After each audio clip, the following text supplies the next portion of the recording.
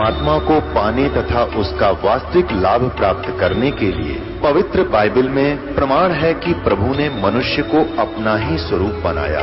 6 दिन में सृष्टि रचकर 7वें दिन विश्राम किया। कुरान शरीफ में प्रमाण है कि हजरत मोहम्मद को खुदा स्वयं कह रहे हैं कि मैंने तुम्हें उस परमात्मा की महिमा बताने के लिए भेजा है। वो परमात्मा कबीर है जिसने 6 दिन में सृष्टि रची तथा 7वें दिन तख्त पर जा विराजा। उसकी खबर किसी बाखबर से पूछकर तो देखो। कृपया अवश्य सुनिए जगत गुरु तत्वदर्शी संत रामपाल जी महाराज के अमृत वचन। पुण्यात्माओं, हम अध्यात्म मार्ग के यदि भूत के विषय में विचार करें कि इन ऋषियों ने कितने कठिन प्रयत्न किए, हजारों वर्षों तक इनके इतिहास बताते हैं। इन्होंने साधनाएं की, हठ योग किया, जैसा भी क्रिया इनको किसी ने बताई, सिर धड़की बाजी लगाई, लेकिन परमात्मा नहीं मिले। इसलिए उन सभी का अनुभव ये कह रहा है कि गॉड इज फॉर्मलेस, परमात्मा निराकार है। तो पुण्यात्माओं, क्या उनको भगवान मिला? जो साधनाएं वो ऋषि लोग किया करते थे, वर्तमान में वो क्रियाएं भी नहीं रही। हम और अन्य क्रियाओं पर आकर रुक गए। हमारे पूर्व के जो ऋषि महर्षि थे, पुण्यात्माओं, ये धर्म मजहब ये कोई इनका लंबा इतिहास नहीं है। 2520 वर्ष पूर्व, 2520 वर्ष पूर्व आदि शंकराचार्य जी का जन्म हुआ। सन 2012 से 2520 वर्ष पूर्व आदि शंकराचार्य जी का जन्म हुआ और फिर उन्होंने इस हिंदू धर्म की स्थापना की। उसके बाद आज से 2020 वर्ष पूर्व ईसाई धर्म का उत्थान हुआ ईसा मसीह जी के द्वारा, और मुसलमान धर्म का ईसा जी के 600 वर्ष बाद लगभग, यानी 1400 वर्ष इस मुसलमान धर्म को बने हुए हैं। और सिख धर्म का इतिहास तो बहुत ही छोटा, यानी 500 वर्ष पूर्व हुआ है। उससे पहले कोई भी मजहब नहीं था। अब ये मजहब क्यों बने, ये जनसाधारण के बस की बात नहीं। इस षड्यंत्र को कोई समझ सके। यहाँ का जो मालिक है वो ब्रह्म है, सर्वपुरुष है, जिसको ज्योत निरंजन भी कहते हैं, काल भी कहते हैं, जिसने श्री कृष्ण जी में प्रवेश करके श्रीमद् भगवत गीता का ज्ञान दिया, जो श्री ब्रह्मा, श्री विष्णु, श्री शिव जी के पूज्य पिताजी हैं। ये 21 ब्रह्मांड का स्वामी है और एक ब्रह्मांड में हम रह रहे हैं। इसने परमात्मा को ना पहचान कर, क्योंकि भगवान अन्य रूप में आए हुए थे, कबीर देव, कबीर साहब, अपने पुत्र जोगजीत के रूप में। उनका पुत्र सतलोक में वचन से सब पुत्र हुए हैं। तो इसने पहले तो उनके साथ युद्ध की सोची, परमात्मा की सामर्थ्य के सामने उसके कुछ बसाई नहीं। फिर उसके पश्चात देखा उसने कि जोगजीत बहुत प्रबल शक्ति युक्त है। पैर पकड़ लिए, हाथ जोड़ लिए और इस लोक में आने का कारण पूछा, क्योंकि ये 21 ब्रह्मांड परमात्मा के मूल स्थान से 16 शंख कोश की दूरी पर है। एक शंख नील पद्म शंख होता है, ये ऐसी गिनती है। तो जब इस काल भगवान ने, जो यहाँ का स्वामी है, जिसने ये मजहब बना दिए ईब कलयुग में, तब उसने पूछा कि आप जोगजीत बड़े भाई, क्योंकि ये काल भी उस परमेश्वर का ही पुत्र है, ये बागी हो गया, इसने वहां बहुत बकवाद कर दी, जिस कारण से इसको निष्कासित कर दिया, और हम अपनी नालायकी के कारण अपने पिता से आस्था हटाकर इसके ऊपर आसक्त हो गए। तो जहां आशा तहां बासा हुई, हम इसके साथ भगवान ने भेजने पड़ गए। हम अपनी इच्छा से यहां आ गए, जबकि परम पिता ने यहां होने वाले कष्टों से हमें आगाह भी करा दिया था, लेकिन हम माने नहीं, आसक्त हो गए थे, जिस कारण से हम यहां फंस गए। तो जब हम यहां बहुत दुखी हुए, क्योंकि हम उस परम पिता कबीर भगवान के परम अक्षर ब्रह्म के पुत्र हैं, सभी चींटी से लेकर हाथी तक जितने भी स्त्री या पुरुष हैं, मनुष्य जीवन है, मानव है, ये सभी उस परमात्मा की आत्माएं हैं। हम सतलोक में रहा करते थे, वह हमारा जन्म और मृत्यु नहीं होता था, और वही बात आज भी हमें खटकती है। हम यहाँ कितने ही कष्ट उठा रहे हैं, नो प्रॉब्लम, लेकिन हम मरते हैं, ये भारी प्रॉब्लम। हम वृद्ध होते हैं, ये सबसे बड़ा बुरा लगता है हमें। क्यों लगता है? क्योंकि हम वहां रहा करते थे जहां ये दोनों नहीं थे, ना वृद्ध अवस्था थी और ना ही ये मृत्यु थी। अब देखो, हम मुश्किल से तो एक मकान बनावे, फिर परिवार होए, उसमें मोह ममता कितने प्यार से हम रहते हैं, फिर एकदम मृत्यु हो जाती है। बताइए, कोई बात हुई? ये को रहने का स्थान है? आंखें बंद कर रखी हमारी इस काल ने, क्योंकि हम इससे आगे सोच नहीं सकते, ऐसी बुद्धि बांध दी हमारी। तो इस ज्ञान को देने के लिए परमात्मा स्वयं आते हैं। जब हम यहाँ दुखी देखे उस परमात्मा, क्योंकि जिसके बच्चे बेटा बेटी दुखी हो जाते हैं, वो माता पिता चैन से नहीं रह सकते।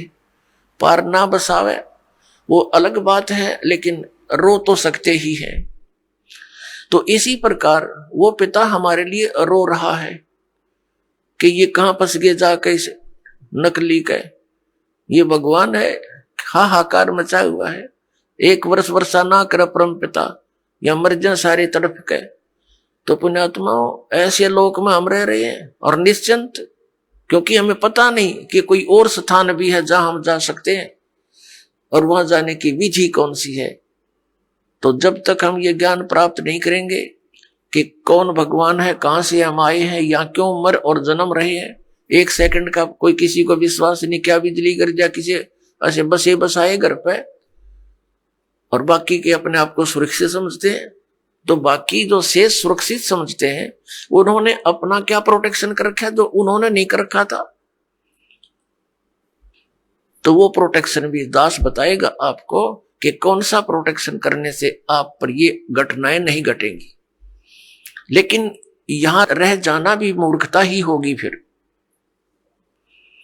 अब वो समय आ गया है कि हम उस लोक को जा सकते हैं जहां से हम बिछड़े हुए हैं, जहां हमें सब सुविधाएं उपलब्ध हैं,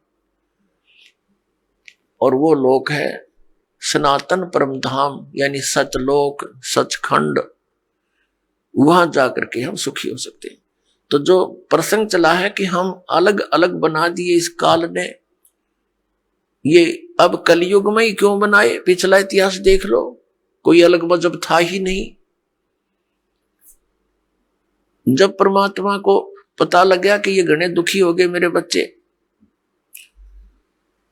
अब वो यहां इसलिए आना पड़ा क्योंकि यहां काल भगवान ने अपने तीनों पुत्रों रजगुण ब्रह्मा, सतगुण विष्णु, तमगुण शिव जी के अंदर एक एक गुण बना के युक्त कर दिए। जैसे मिर्च होती है, मिर्च उस गुण युक्त है, और जब मिर्च का छौंक लगता है रसोई में, किचन में,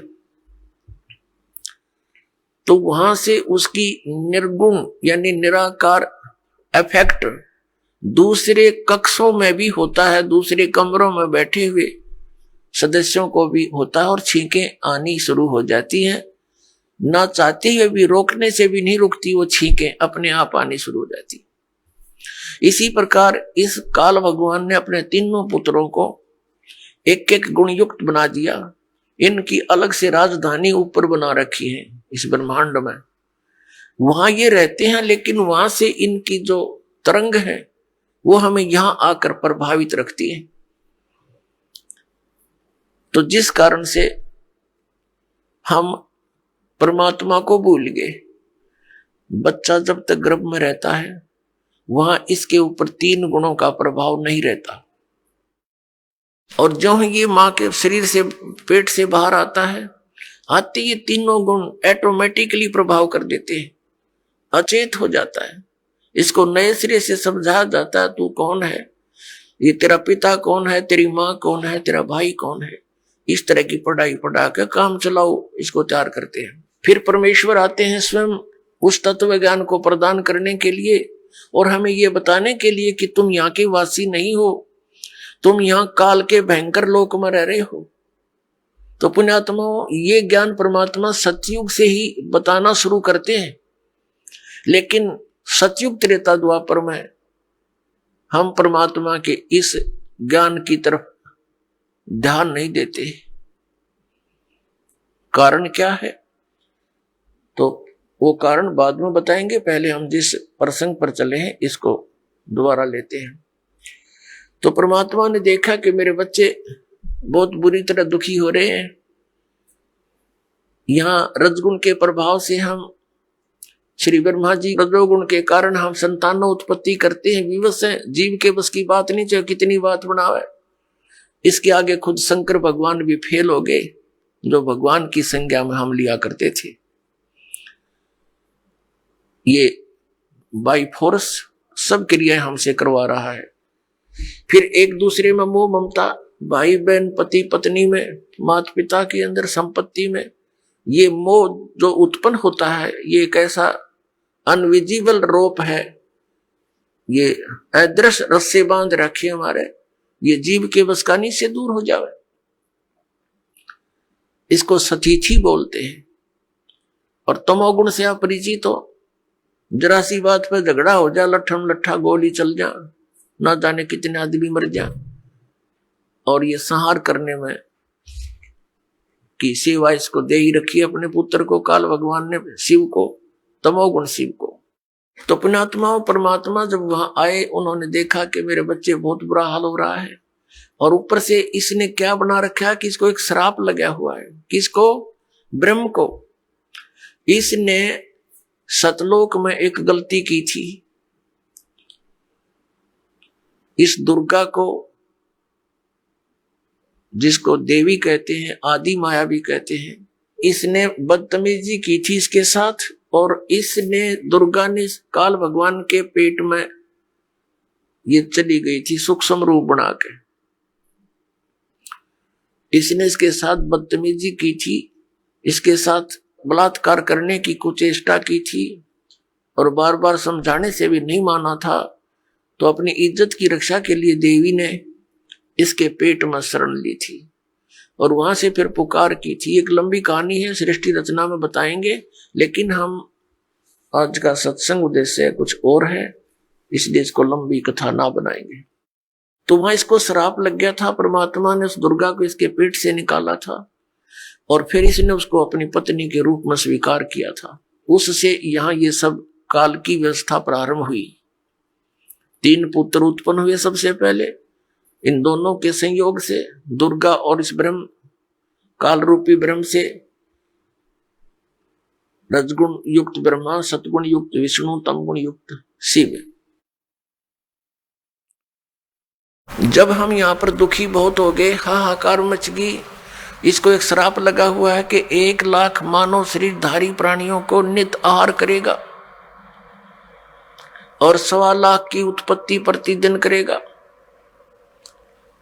जिस कारण से इसने हम सबको मानव शरीर दिया है अपने खाने के लिए।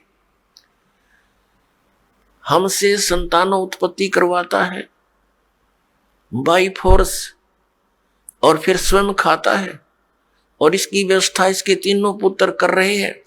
इन ब्रह्मा विष्णु महेश जी को भी ये मालूम नहीं ये हो क्या रहा है।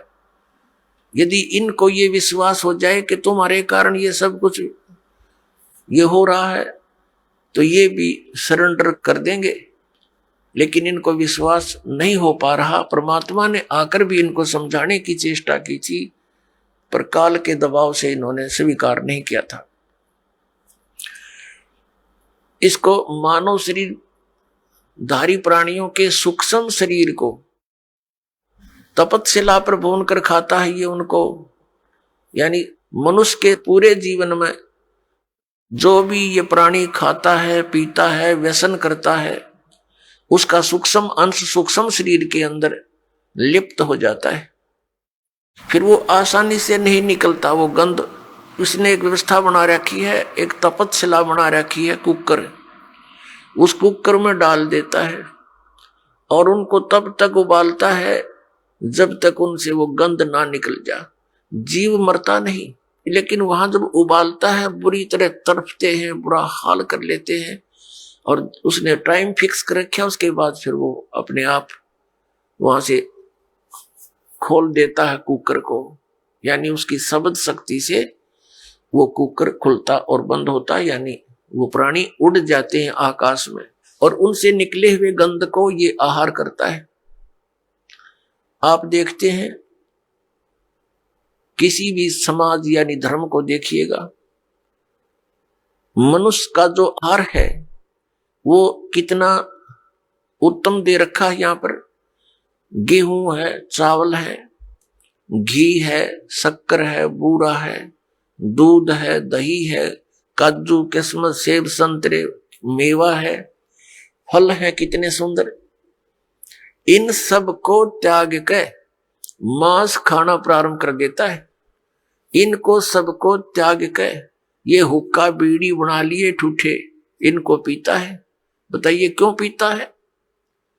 क्योंकि ये काल मन रूप में सब में विद्वान हो गया और इसने ही ये सब क्रियाएं करवानी है ताकि इसका चटपटा आहार बने और जिससे इसका जो भोजन है वो स्वादिष्ट बन जावे। हमें वह भून कर खाता है, जीव मरता नहीं।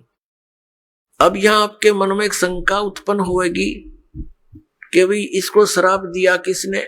हमारे पिता ने, परम पिता ने, सतपुरुष ने, कबीर देव ने।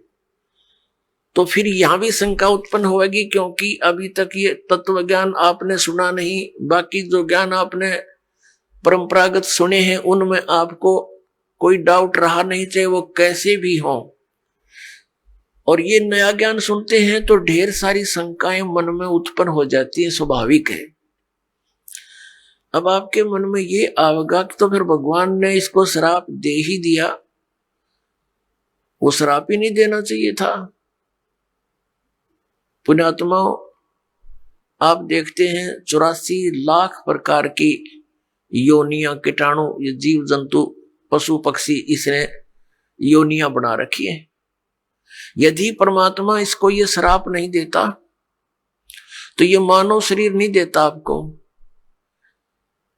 और मानव शरीर नहीं देता तो आप कभी भी स्वदेश नहीं जा सकते थे। अब मानव शरीर का इसलिए इसको श्राप देना पड़ा कि ये मनुष्य शरीर पाओगे तो इनको मैं अपने निज घर की जानकारी, खबर पहुंचा सकता हूं, और ये तो दुख पावे पावेंगे क्योंकि इन्हें गलती कर दी, इस नालायक के साथ चले गए, कुत्ते बन के, गधे बन के, सुअर बन के, कैसी दुर्गति हमारी हो रही है। तो पुण्यात्माओं, परमात्मा का जो ये अध्यात्म ज्ञान है ये बिल्कुल सत्य है। इस सत्य में आपको अविश्वास ना होना चाहिए। अविश्वास की जो ना गुंजाइश दास छोड़ेगा नहीं। यदि आप धैर्य पूर्वक इन सत्संगों को, दास के वचनों को, जो गॉड गिवन है, परमात्मा के दिए हुए परम अक्षर ब्रह्म के, सत्य पुरुष के, वो आपको सुनाता हूं। ये किसी डूम भाट के गीत दास नहीं सुनाता, उस परमात्मा का दिया हुआ ज्ञान आपके रूबरू और सभी सदग्रंथों से मेल करके आपके समक्ष प्रमाणित करता हूं। और फिर आपको कुछ दिनों के बाद कति संशय नहीं रहेगी। प्रारंभ में तो संशय होती ही होती है, इन संशयों में ही आप सुनते ही रहिए इस ज्ञान को। इन्हीं से, इस सुनने से, इस सत्संग के सुनने से आपके संशय नाश हो जाएंगे, बिल्कुल संशय नहीं। तो कहने का भाव ये दास का है कि पहले हमारा कोई मजहब नहीं था, अब ये इतने धर्म बन गए। पहले एक केवल मानव धर्म था, सभी वेदों में वर्णित विधि अनुसार साधनाएं करते थे, जैसा भी उनके गुरु लोग बताते थे। तो उसका कारण कहां से प्रारंभ हुआ? जब हम यहां महादुखी हुए, किसी का पुत्र मर रहा है, किसी की पुत्री विधवा हो गई है, किसी के माता पिता दोनों ही मर जाते हैं 10-10 वर्ष 12 वर्ष के बच्चों को छोड़कर, और किसी माता पिता के सामने ही पूरा परिवार नाश को प्राप्त हो जाता है। कहीं पर भूकंप आकर हजारों की संख्या में व्यक्ति मारे जाते हैं, आराम से सो रहे होते हैं, ना जाने के बिजली गिर जाती है, कहीं पर अचानक फ्लड आ जाती है, सब परिवार के सदस्य कोई इधर मर रहा है, कोई इधर फिर रहा है, कोई कहीं पहुंच गया, और कितने प्यार से हम विश्राम कर रहे होते हैं। तो ऐसे गंदे लोक में आकर हम शेष बचे हुए ये सोचते हैं कि हमारे ऊपर ये आपदाएं नहीं आएंगी। ये भूल है आपकी। आज तो हम रोज मौत को साथ लिए फिरते हैं, सफर हम करते हैं। 90% व्यक्ति आज सफर में रहते हैं, 80% चाहे कोई मोटरसाइकिल पे, चाहे कोई अपने किसी कारण से भी गाड़ी में। तो ये तो मौत साथ चल रही है हमारे पैरेलल। हम ऐसे लोक में रह रहे हैं। परमात्मा को दया आई कि चल इन नालायकों को फिर बता देता हूं कि आ जाओ वापस यहां पर, तुम सदा सुखी हो जाओगे। अपने आत्माओं, जब परमात्मा वहां तपतशिला के ऊपर आया, जहां ये प्राणियों को भून रहा था, इसका कुकर चल रहा था, वहां पर जब वो परमेश्वर हमारे पास आकर खड़े हुए, हमारे पिता, वो इतने समर्थ शक्ति है, इतने शीतल भगवान है, उनको सोम की उपाधि दी जाती है। सोम माने चंद्रमा, चंद्रमा जैसे शीतल। यानी ये तो एक उदाहरण है, लेकिन वो तो बर्फ से भी शीतल है। तो कहने का भाव ये, जब हमारे पास आकर खड़े हुए, जब वो तपतशिला पर जल रहे थे, 1 लाख प्राणी, उनमें ऋषि भी थे, मैं ऋषि भी थे, गुरु भी थे, शिष्य भी थे, आम जनता के व्यक्ति भी थे। परमात्मा के वहां उपस्थित होते ही उस तपतशिला यानी पत्थर की टुकड़ी को शिला बोलते हैं। एक तई के, बहुत बड़ी तई के समान है। बाकी सूक्ष्म शरीर जो होता है वो ज्यादा बड़ा नहीं होता, अपने अंगूठे के साइज का रह जाता है, आकार ज्यों का त्यों रहता है। जिस भी शरीर से आप निकल कर गए हो, जब तक आपको दूसरे शरीर में नहीं डाल देता, नहीं आपका दूसरा शरीर नहीं मिलता, तब तक आपका वैसा ही शरीर रहेगा। चाहे आप पितर रूप में रहो, चाहे भूत रूप में रहो, या वैसे भटकते रहो कहीं पर, या स्वर्ग आदि में रहोगे। स्वर्ग के अंदर जाने के बाद फिर आपको नए सिरे से शरीर मिलता है, वहां अलग से शरीर फिर आपका बहुत लंबा चौड़ा और बड़ा बन जाता है। तो कहने का भाव यह है कि रहेगा आकार मनुष्य का ही। तो जब ये दूसरे शरीर में पशु पक्षी के में चला जाता है, तो फिर उस पशु वाला ही शरीर आपका रहेगा। जब उससे निकल जाएंगे तो नेक्स्ट में प्रवेश होगा तो उस जैसा ही हो जाएगा। फिर मनुष्य शरीर में आएगा तो मनुष्य जैसा ही, मनुष्य के अंदर जो आपका जीव आएगा उससे निकलेगा तो फिर भी वो मनुष्य जैसा ही रहेगा। ऐसा होता है। तो इसको, ये बहुत थोड़े ही स्थान पर लाखों की संख्या में बैठ सकते हैं। एक शरीर में जैसे किसी बहन भाई में देखा, प्रेतों की पूरी मंडली की मंडली प्रवेश हो जाती है। वो सूक्ष्म शरीर होता है उनका, एक एक में 20-20, 30-30 प्रवेश हो जाते हैं। ये भूत यानी सूक्ष्म शरीर इतना छोटा ही होता है, ये बड़ा भी हो जाता है और घटता घटता इसको बहुत सूक्ष्म छोटा भी बन सकता है, ऐसा आ जाता है। इस अंगूठे से भी छोटा बन जाता है। यानी इसमें एक ऐसा तत्व है जो सूक्ष्म ही है।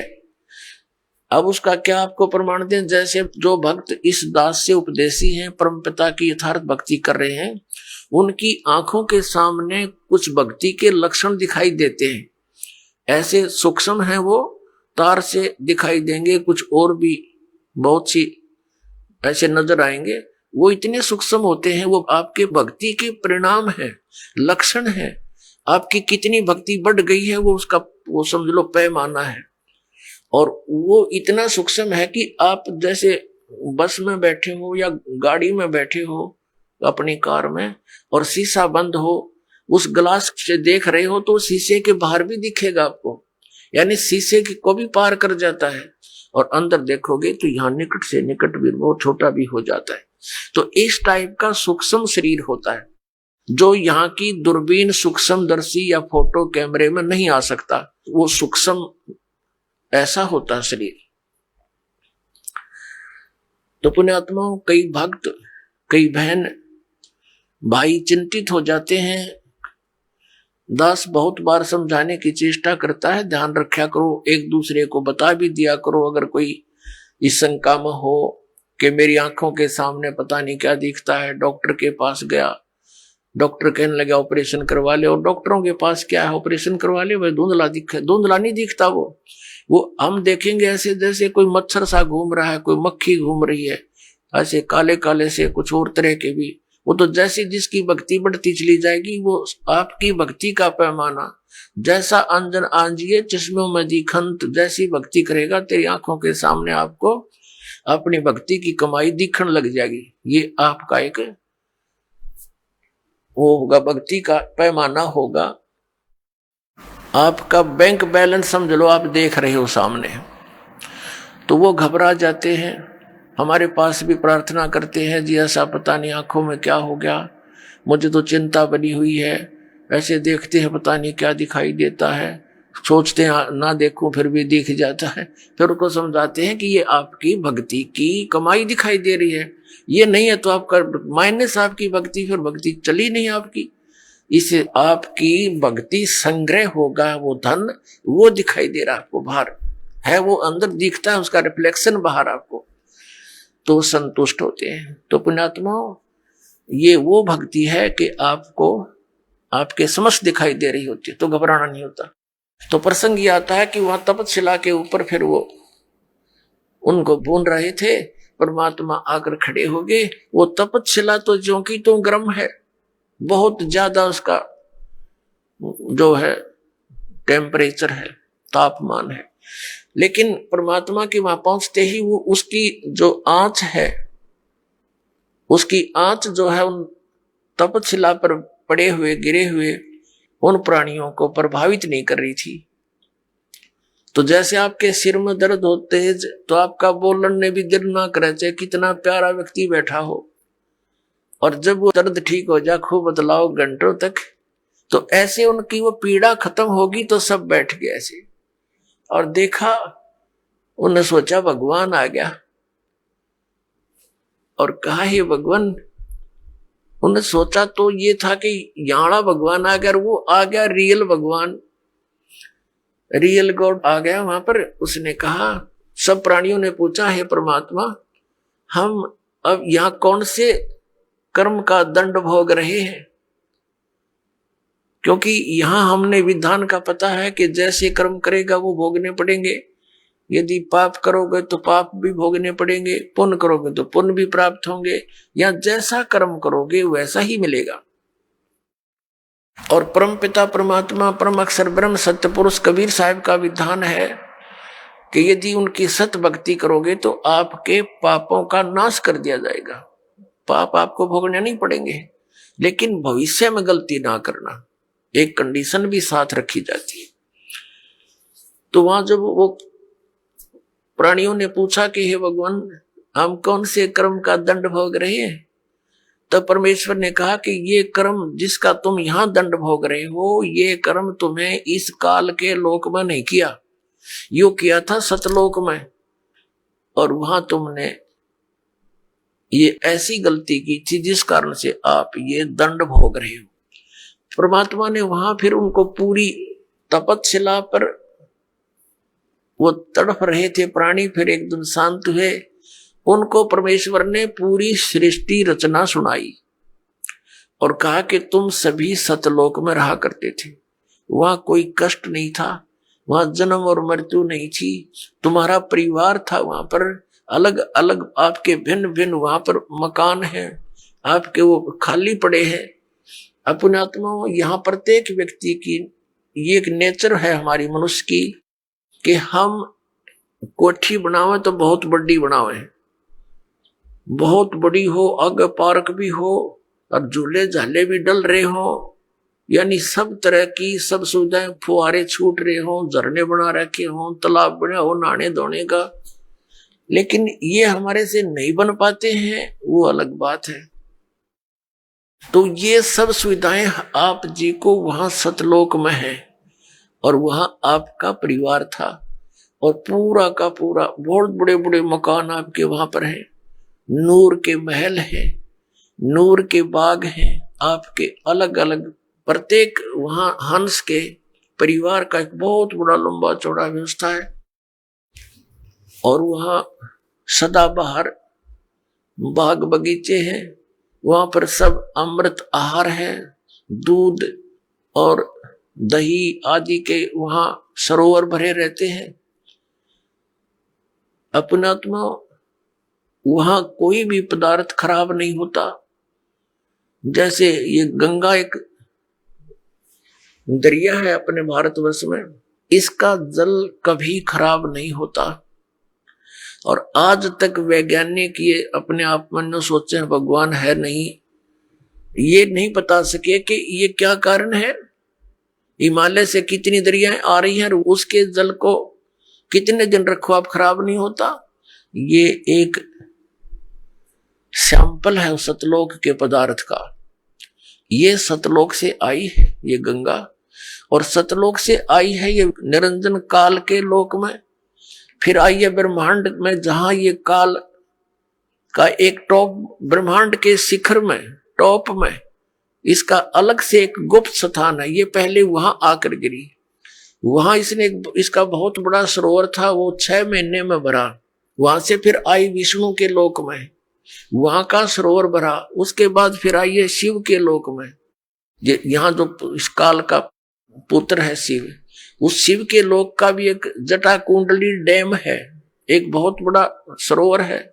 वो 6 महीने में फुल हुआ वो भी, फिर वहां से फिर ये ओवरफ्लो होकर वहां से चली, वहां से आ रही है। ये इसके आने का तरीका दूसरा है। जैसे समुद्र से यहां वर्षा जो होती है, तो समुद्र का जल कैसे वहां से चलता है, वाष्प बनकर उठा, बादल का रूप धारण किया, करोड़ों टन जल ऊपर आकाश में बगैर किसी सपोर्ट के उसका रूप बदल दिया परमात्मा ने। बादल का रूप बन रहा है, करोड़ों टन वाटर है और आराम से आसमान में निरालंब है, और फिर आके बरसन लग गया।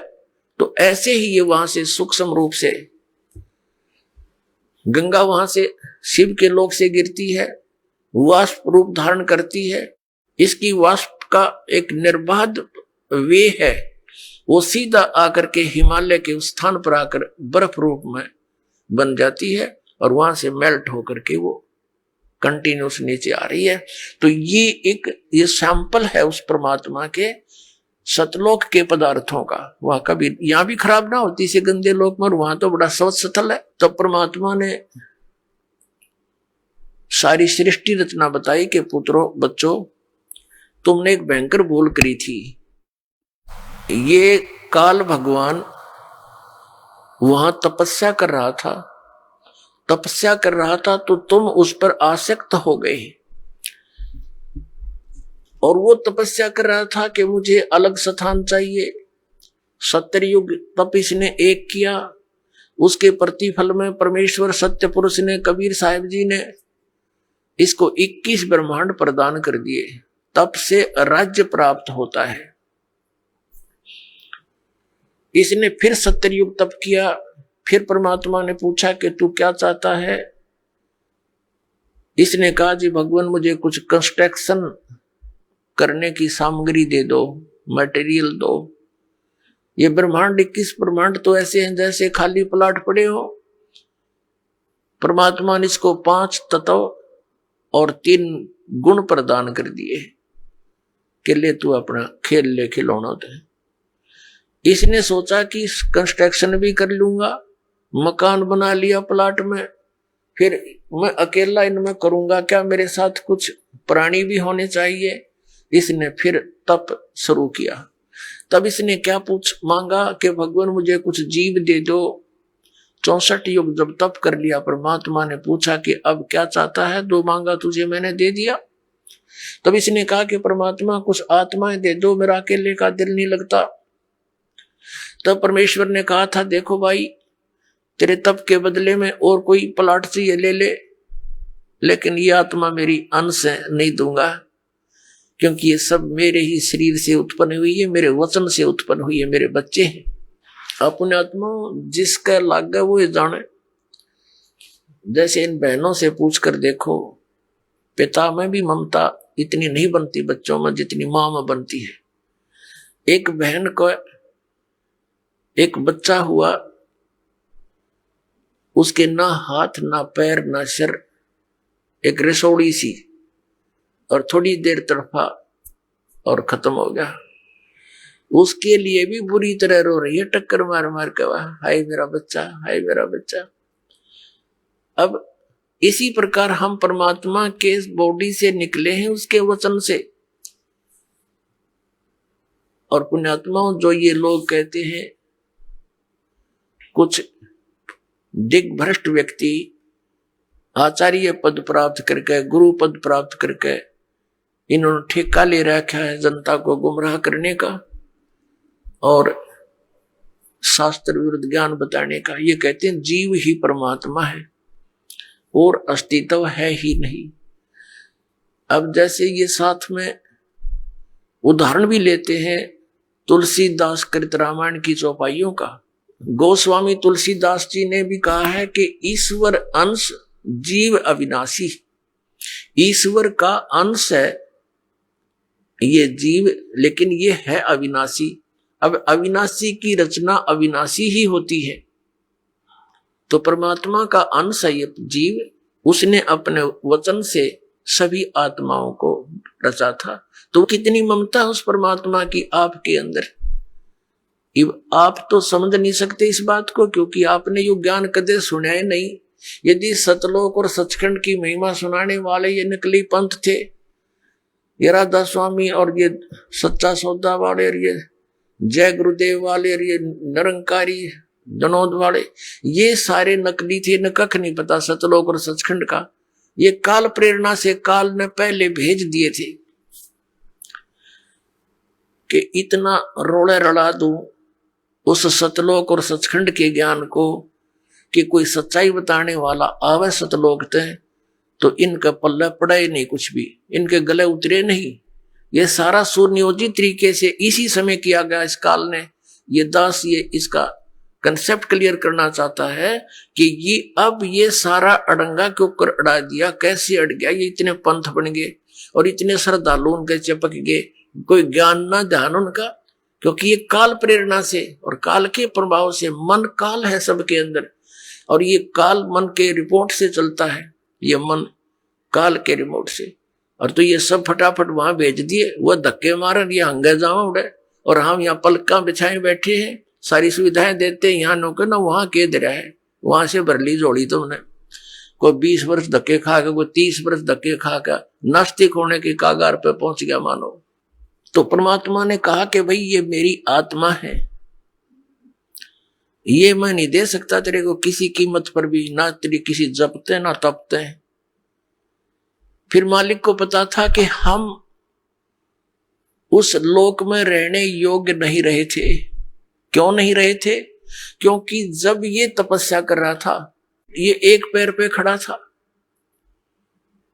और हम इस पर आसक्त हो गए। देख कितने दिन हो गए इसको यहां खड़े रहे, ओहो, यानी हमारी इसके अंदर एक कसक बन गई, ये एक बुराई हमारे घर कर गई। हमने अपने पिता से, अपने मालिक से हृदय हटा दिया और इसके अंदर जोड़ दिया। वो अंतर्यामी है, सब जानते थे। वो ये भी जानते थे कि ये मरेंगे, इनकी बिरान मट्टी हो जाएगी जब वहां चले गए। तो उन्होंने, परमेश्वर ने हमें सतर्क किया, बार बार आकाशवाणी करके कहा कि भाई आप मस्त रहो, किसी की क्रिया को मत देखा करो, जो जैसा कर रहा है उसको वैसा ही फल मिल जाएगा। मत देखो इसके इस ड्रामेबाजी को। हम ऊपर से तो सावधान हो गए, अंदर से कसक नहीं गई और इतनी प्रबल कसक होगी कि हम एक बंधन में बंध गए इसके साथ, ममता से, मोह से। परमात्मा अंतर्यामी है, वो जान गए कि ये गए काम तय। तो फिर परमात्मा ने कहा कि भी एक बात सुन। अब परमेश्वर ने यह भी सोचा कि जहां अगर ये रहेंगे तो औरों को भी खराब करेंगे, इसके साथ जाने वही यहां का हित है। जैसे पुण्यात्माओं, एक सेब विक्रेता है, सेब, और उसको कितनी प्यारी है वो सेब, एक सेब मानो 10 रुपए की होती है, और उन टोकरे में सेब के ढेर में एक सेब भी उसको खराब नजर आती है, तुरंत निकाल कर बाहर फेंक देता कूड़े में, कई नौरा ने भी फेंक खराब करेगी। वो उसका शत्रु नहीं, लेकिन उसको पता है कि और घना नाश कर देगी या मेरा एक इसके ऊपर चिपका लालच करता रहा तो वो देर नहीं करता, उसको निकाल कर तुरंत बाहर कूड़े में फेंक देता, फिर उसको सूअर खाते हैं। तो परमात्मा के हम कितने प्यारे थे, लेकिन हम उस सेब की तरह खराब हो गए, तो हमारा वहां से निकालना अनिवार्य हो गया था। अब क्या हुआ कि इस काल ने जब ये कहा कि भगवान मुझे कुछ आत्मा दे दो, परमात्मा ने मना कर दिया। फिर कहा कि देखो एक शर्त पर दे सकता हूं, यदि कोई सब इच्छा से तेरे साथ जाना चाहता है तो मैं भेज दूंगा, वैसे मैं नहीं भेजूंगा। परमात्मा को पता था कि ये डटे भी ना डटे, ऐसी इनका चाव चढ़ रहा है, इसके साथ जाने का चाव लगा हुआ है, उमंग है, पता नहीं के लुटाएंगे वहां जाके। अपने आत्माओं यही बीमारी हमारे लगी थी जो आज विद्यमान है। ये जैसे हीरो और हीरोइन, अभिनेता अभिनेत्री अपने पेट के लिए चटक मटक करते हैं सारा दिन हैं, और ये नौजवान बालक इतने आसक्त हो जाते हैं कि वो मेरा फेवरेट हीरो है, वो मेरी फेवरेट हीरोइन है, और लेना एक न देना दो इनका। उनसे क्या मिलेगा उन फेवरेटों दिन को। अब जैसे यहां बरवाला में आ जाए कोई हीरोइन या हीरो है, ये फिल्मी नेता अभिनेता, ये देखो नौजवान बच्चों को जिसने भी पता चलेगा वही रोटी खाता होगा, रोटी खाता छोड़ दे मैंने खाना, और फट दे भाग लेगा अपना व्हीकल या जो भी साधन उपलब्ध है, और वहां देखेगा 1 किलोमीटर दूर खड़े न मंच के ऊपर, अन्नो देखे जाएंगे वो खड़ा वो खड़ी, सारा दिन धक्के खा के वापस आ जा, कह दिया उस खड़े खड़ी ने तुम्हारे को। तो ये बीमारी हमारे सतलोक में लगी थी, इसके ऊपर हम आसक्त हो गए, वही एज इट इज आपके हृदय में आज भी वो वासना समाई हुई है। और इस काल ने वहां दुर्गा के साथ अकेली लड़की देखकर इसने उसके साथ बलात्कार करने की चेष्टा की थी, तो ये मन रूप में सब में विद्यमान हो गया। और यही दशा आज सभी प्राणियों की हो रही है कि 90% तो अवश्य इससे प्रभावित होते हैं। कुछ पुण्य आत्माएं हैं वो अपना बहुत विचार करके अपने मन को रोक लेते हैं, वो अलग बात है। तो कहने का भाव यह कि जो ये बुराइयां हमारे घर की इस काल के कारण, और जो वो ड्रामा हमने देखा उसके कारण हम इतने आसक्त हो गए। अपने आत्माओं जब काल को कहा भगवान ने कि भी जा तू इनसे पूछ ले, जो तेरे साथ जाना चाहते हैं सब इच्छा से मैं भेज दूंगा। ये सृष्टि रचना सुना रहे परमात्मा दास, सिर्फ एक सिंपल सी सुना रहा। आज का जो विषय है कि ये मजहब क्यों बन गए और ये नकली पंथ क्यों चल गए, ये पहले ना चले, इस विषय को, इस कंसेप्ट को क्लियर करने के लिए अभी तो भूमिका बनाई जा रही है। ये सृष्टि रचना दास कंप्लीट नहीं सुना पा रहा है क्योंकि समय के अभाव से। तो अब बात यह है कि वो ये जो काल भगवान है, ब्रह्म सरपुरुष, ये हमारे पास आया और कहा कि पिताजी से मैंने तपस्या करके ऐसे ऐसे 21 ब्रह्मांड लिए हैं और 5 तत्व और 3 गुण प्राप्त कर लिए हैं, इनके द्वारा वहां ऐसे बनाऊंगा वैसे बनाऊंगा, स्वतंत्र रहा करेंगे वहां पर। हम तो पहले ही तैयारी थे, हमने सबने कहा कि देखो हम आपके साथ चलने को तैयार हैं, लेकिन पिताजी की आज्ञा मिल जाए तो चल सकते हैं। तो उसने आकर के परमात्मा से बताया कि हे प्रभु, कुछ आत्माएं मेरे साथ जाने को तैयार हैं, आपकी आज्ञा चाहते हैं। परमेश्वर कहने लगा मेरे साथ चल, मेरे सामने हाँ भरवा दे, मेरे सामने उनकी सहमति करवा दे, तब मैं भेजूंगा। परमात्मा और ये काल, ये ब्रह्म सरपुरुष, ये वहां आया। परमेश्वर ने पूछा भी जो भी इसके साथ जाना चाहते हैं हाथ खड़ा करो, स्वीकृति दो अपनी। अब परमात्मा के सामने सब लज्जित हो गए कि अपने मालिक के सामने कैसे कहे हम इसके साथ जाएंगे, नीचे गर्दन कर ली, सन्नाटा सा छा गया। तो परमेश्वर ने कहा कि देख भाई, तू तो कह रहा था तेरे साथ कुछ जाने को तैयार है, कोई बोल नहीं रहा, क्या तू झूठ बोल रहा था? तो उसी समय एक आत्मा खड़ी हुई और उसने खड़ा होकर कहा कि पिताजी मैं जाना चाहता हूं इसके साथ। अब उसके खड़ा होते फिर हमने सोचा कहीं ये अकेला लूट ले सारा कुछ, हम रह गए पीछे, तो हमने भी दोनों हाथ खड़े कर दिए। हम भी जैसे क्लास में बच्चे होते हैं ना, एक टीचर प्रश्न पूछता है तो डरता डरता पहले एक दो हाथ खड़ा करा कर, फिर सोचे कदे हमने पिटाई हो जा, हम भी करते, किसी ने कुछ नहीं आता वो भी हाथ खड़ा कर दिया करें। तो ऐसी दशा होगी हमारी। परमेश्वर ने कहा भी ठीक है, जो भी तेरे साथ जाने की इच्छा रखते हैं इन सब के नंबर मेरे पास हैं, आप जाओ अपने ब्रह्मांड में। ये 21 ब्रह्मांड पहले सतलोक के अंदर ही थे। जैसे दिल्ली के प्रधानमंत्री जी अपने पुत्र को कोई प्लाट दे दे बाहरी दिल्ली गांव में, यानी हरियाणा या इधर राजस्थान के बॉर्डर पे, ऐसे ये प्लाट वहां दे दिए थे इसको 21 ब्रह्मांड। ये वहां घूम रहे थे खाली। तब परमात्मा ने कहा ठीक है भाई, तू जा अपने प्लाटों में, मैं भेजूंगा इनको, अपने हिसाब से भेजूंगा, ऐसे नहीं, मेरा विधि अलग होगी तेरे साथ भेजने। तो उन सभी आत्माओं को जो वहां पर नर आकार थे, सूक्ष्म बीज रूप बना दिया। परमात्मा जो चाहे सो कर ही। पुण्यात्माओं, अभी तक हम खासकर इस कलयुग के इस थोड़े से दौर में भगवान के अध्यात्म मार्ग से कोसों दूर हो चुके हैं।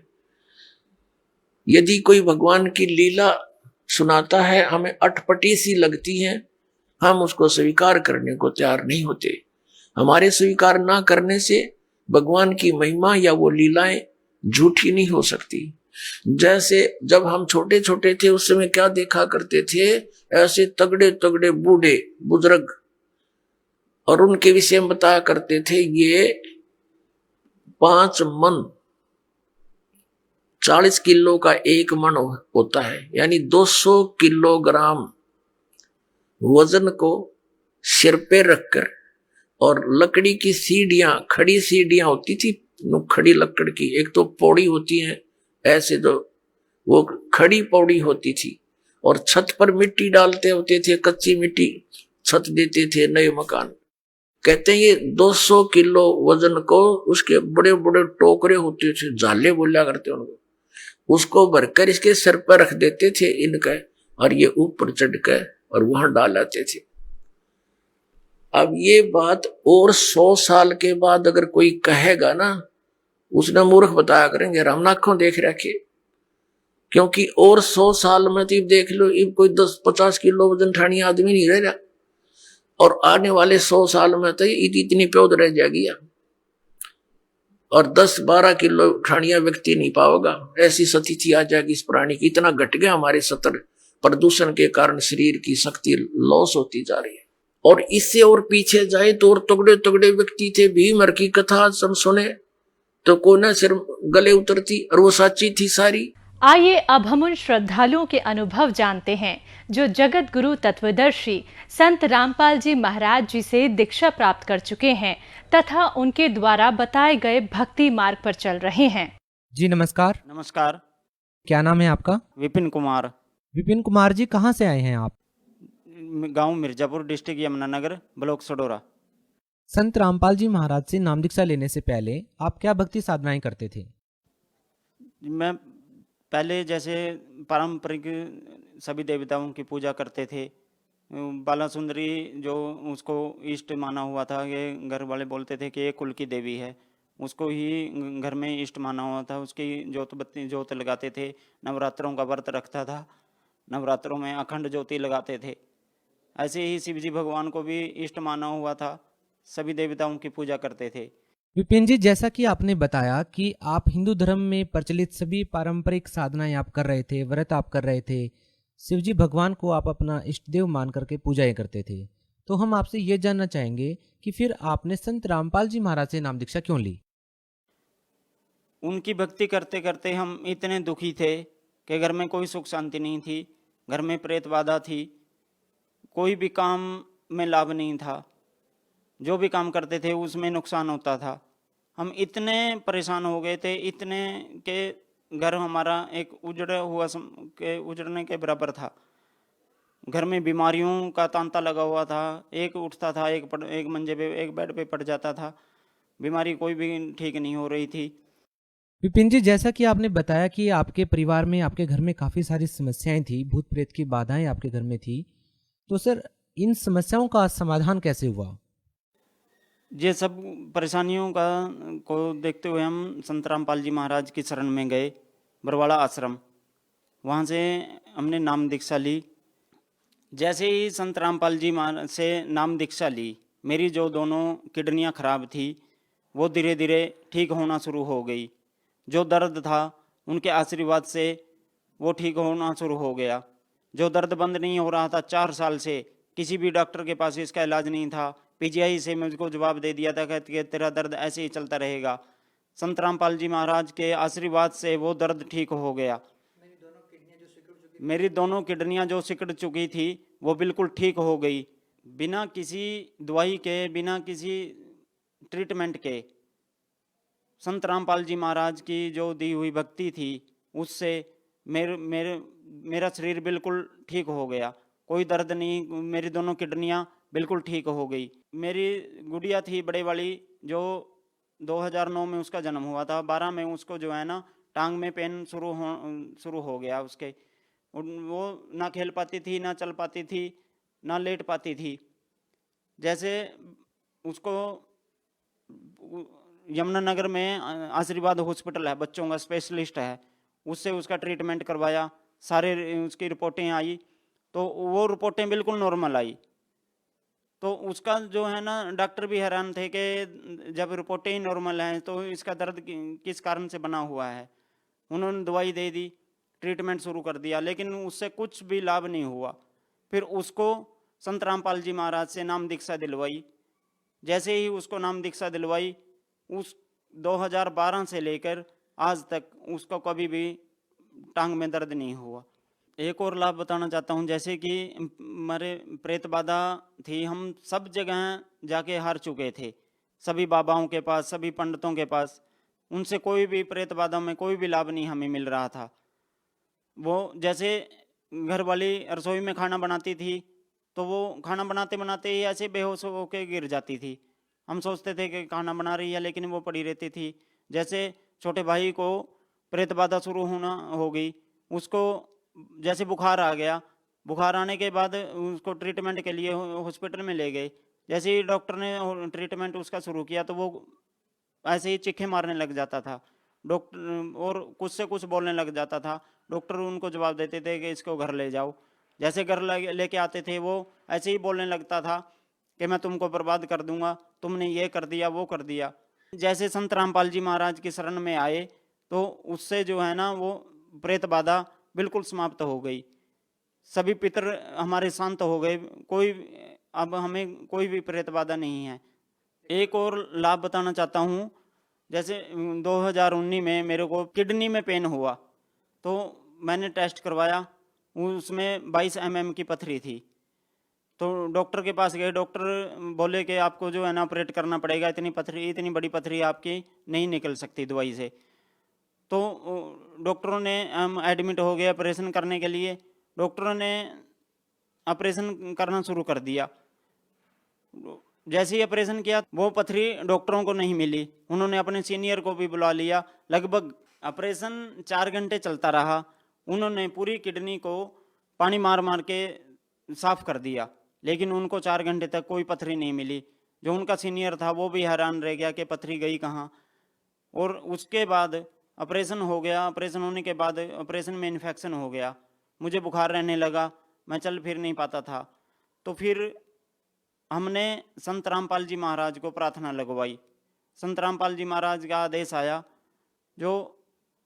आया, और उनका आदेश आया कि बेटा ठीक हो जाओगे। उनके आशीर्वाद से आज मैं बिल्कुल ठीक हूँ। एक और लाभ बताना चाहता हूँ, मैं अपने खेतों में जीरी की फसल पे दवाई का छिड़काव किया तो छिड़काव करने के बाद वो दवाई जो है ना मेरे को रिएक्शन कर गई। उसकी वजह से मैं सडोरा सिविल हॉस्पिटल में गया, उन्होंने ट्रीटमेंट किया। ट्रीटमेंट करने के बाद उससे मुझे कोई राहत नहीं मिली। वहाँ से हॉस्पिटल से मैं घर आ गया। घर आके पूरी रात पूरे शरीर में मेरे को जलन और खारिश होती रही। मैं 1 मिनट के लिए भी सो नहीं पाया। सारी रात ऐसे ही निकल गई उस जलन में। और सुबह 4 बजे मैं नहाया, नहा के नित्यनेम किया। नित्यनेम के मैं बेड पे लेट गया और प्रथम मंत्र का जाप करने लगा। प्रथम मंत्र का जाप करते करते लगभग 10-15 मंत्र ही हुए होंगे। फिर सामने संत रामपाल जी महाराज आए।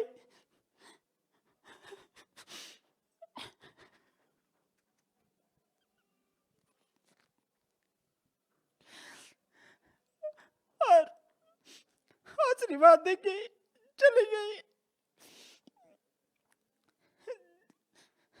जैसे परमात्मा अंतर्ध्यान हुए, मुझको नींद आ गई, मैं सो गया। और मेरी जो जलन थी वो मुझे पता भी नहीं लगा कब ठीक हो गई।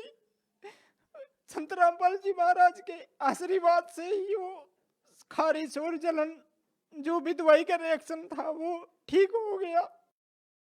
सर, जैसा कि आपने बताया कि आपके घर में पहले पितर दोष था और आपके घर में प्रेत बाधाएं भी थी, तो क्या संत रामपाल जी महाराज ने कोई झाड़ फूक किया या कोई तांत्रिक विद्या की जिसके करने से आपका जो पितर दोष था वो ठीक हो गया? संत रामपाल जी महाराज ऐसा कोई पाखंड नहीं बताते, जिससे जैसे समाज में करते हैं कि ये टूना कर लो, यहाँ पर ये इस चौराहे पे ये कर लो, यहाँ पर झाड़ फूंक लगवा लो। वो संत रामपाल जी महाराज सभी शास्त्रों के अनुसार सत भक्ति बताते हैं, जिसको करने से मेरी प्रेत बाधा, घर में सुख शांति नहीं थी, किसी भी काम में लाभ नहीं था, मेरी किडनियां खराब थी, मेरे को मैं चल फिर नहीं पा सकता था, जो भी जितनी भी समस्याएं थी हमारे घर में, संत रामपाल जी महाराज की दी हुई भक्ति और आशीर्वाद से वो सब ठीक हो गई। सर, हम आपसे ये जानना चाहेंगे कि जो लोग आज के दिन भूत प्रेत की बाधाओं से पीड़ित हैं, आप उन लोगों को क्या संदेश देना चाहेंगे? जो लोग आज प्रेत बाधा या किडनी जैसी, कैंसर जैसी भयंकर बीमारी से पीड़ित हैं, उनसे ये प्रार्थना है, संत रामपाल जी महाराज द्वारा दी गई भक्ति से आपकी प्रेत बाधा भी ठीक होगी। किडनी, कैंसर जैसे भयंकर रोग, जो भी आपके घर में सुख शांति नहीं है, काम में लाभ नहीं मिलता, ये सब सारी समस्याएं संत रामपाल जी महाराज की शरण में आकर ठीक हो जाएंगी। आओ और अपना कल्याण करवाओ। सर, अगर कोई व्यक्ति संत रामपाल जी महाराज से नाम दीक्षा लेना चाहे तो वो संत रामपाल जी महाराज से नाम दीक्षा कैसे ले सकता है? संत रामपाल जी महाराज से नाम दीक्षा बहुत आसान है। यूट्यूब पर संत रामपाल जी सर्च करके उनका सत्संग आ जाता है। वो उस सत्संग को सुनो। सत्संग के नीचे येलो पट्टी चली हुई है, उसमें कॉन्टैक्ट नंबर दिए हुए हैं। उन कॉन्टैक्ट नंबरों पर फ़ोन करके आप अपने नज़दीकी नामदान सेंटर का पता कर सकते हैं और वहाँ से आप संत रामपाल जी महाराज से नाम दीक्षा प्राप्त कर सकते हैं। सर, बहुत बहुत धन्यवाद। सत साहिब।